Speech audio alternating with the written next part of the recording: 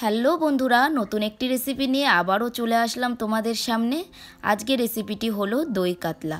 আর আমরা বাঙালিরা দই কাতলা খেতে কিন্তু ভীষণই ভালোবাসি। আর এই দই কাতলা অনেকে অনেক রকমভাবে করে, কিন্তু আমি যেইভাবে করব সেটাই আজকে তোমাদেরকে শেয়ার করব। প্রথমে কাতলা মাছটা হলুদ নুন দিয়ে মাখিয়ে রেখেছি, সাথে টক দইটা ভালো করে ফাটিয়ে নিচ্ছি। যেহেতু এটা দই কাতলা, টক দই তো লাগবে। আর আমার এই রেসিপিটা খুব অল্প উপকরণ আর অল্প সময়ের মধ্যে করব। সাথে নিয়ে নিচ্ছি পেঁয়াজ বাটা, পেঁয়াজ কুচি, কাঁচা লঙ্কা, রসুন আদা বাটা আর জিরে বাটা। তো চলো বন্ধুরা, আজকের ভিডিওটি স্কিপ না করে পুরোটা দেখতে থাকো। কড়াই বসিয়ে দিয়েছি, সাথে দিয়ে দিয়েছি সর্ষের তেল। তারপরে যখন তেলটা গরম হয়ে গেছে তখন এক এক করে মাছগুলো দিয়ে দেবো। মাছগুলো কিন্তু খুব বেশি ভাজবো না, মিডিয়ামভাবে ভাজবো, আবার খুব বেশি কড়াও ভাজবো না। যাই হোক, মাছ কিন্তু আমাদের সব কড়াইতে দেওয়ার পরে হালকাভাবে ভেজে নিয়েছি। তারপরে একটা প্লেটে আবার তুলে নিচ্ছি। আর এই রেসিপিটি অনেকে অনেক রকমভাবে করে, কিন্তু আমি যেইভাবে করছি সেটাই আজকে তোমাদেরকে দেখাচ্ছি। দেখো, মাছ ভাজাগুলো তুলে নিলাম। তারপরে আবার কড়াইতে একটু তেল দিয়ে 5 ফোড়ন দিয়ে দেবো। তার মধ্যে আছে সাদা জিরে, এলাচ, লবঙ্গ, দারচিনি, তারপরে আছে শুকনো লঙ্কা, তেজপাতা। এই 5 রকমের ফোড়ন ভালো করে আবার ভেজে নেব। ভেজে নেওয়ার পরে এর মধ্যে দিয়ে দেব পেঁয়াজ বাটা। পেঁয়াজ বাটাটা দিয়ে দেওয়ার পরে আবার ভালো করে মশলাটাকে আমাদের ভেজে নিতে হবে। আর এই রেসিপিটি যত বেশি মশলাটাকে কষাবে তত কিন্তু টেস্ট হবে। যাই হোক, দেখো আমাদের 5 ফোড়ন আর পেঁয়াজটা ভালো করে ভাজা হয়ে যাওয়ার পরে এখানে পরিমাণ মতো নুন, কাঁচা লঙ্কা, কাশ্মীরি লঙ্কার গুঁড়ো, হলুদ ভালো করে আবার মশলাটা কষিয়ে নেব।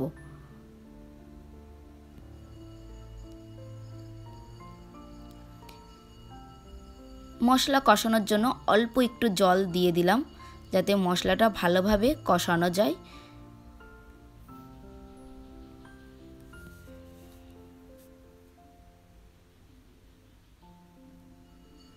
মশলাটা যখন ভালোভাবে কষানো হয়ে যাবে তখন এর মধ্যে দিয়ে দেবো টক দই। টক দইয়ের বাটিটার মধ্যে জল দিয়ে সেই জলটা দিয়ে দিলাম, দিয়ে আবার ভালো করে এটা কষিয়ে নিতে হবে।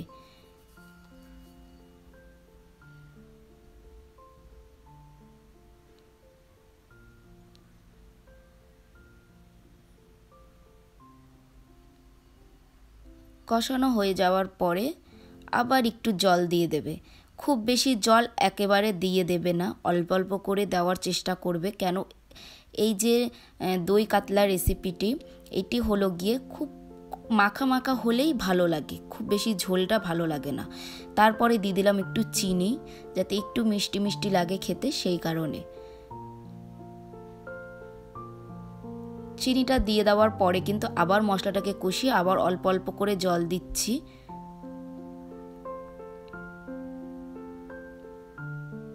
খুব বেশি কিন্তু জলটা দেব না। এরপরে দিয়ে দেব মাছগুলো। যখনই দেখবে ঝোলটা এইভাবে ফুটে গেছে তখন মাছগুলো এর মধ্যে দিয়ে দেবে।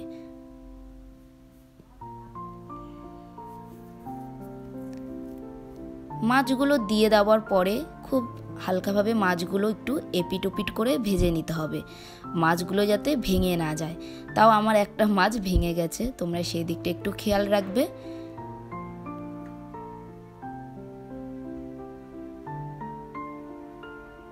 দেখো, এখন ঝোলটা ভালোভাবে ফুটবে, একটু ঢেকে রাখবে।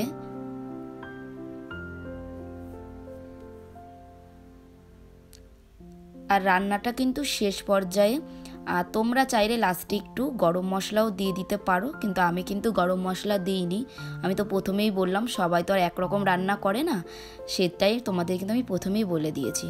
তো গরম মশলা আমি দেবো না, জাস্ট এই রান্নাটা এইভাবেই থাকবে। একটুখানি গ্যাসটাকে কমিয়ে নেব। তো দেখো, আমরা একটা বাটিতে ঢেলে নিলাম। তো আজকে দই কাতলাটা কেমন লাগলো অবশ্যই কমেন্ট করো। টাটা।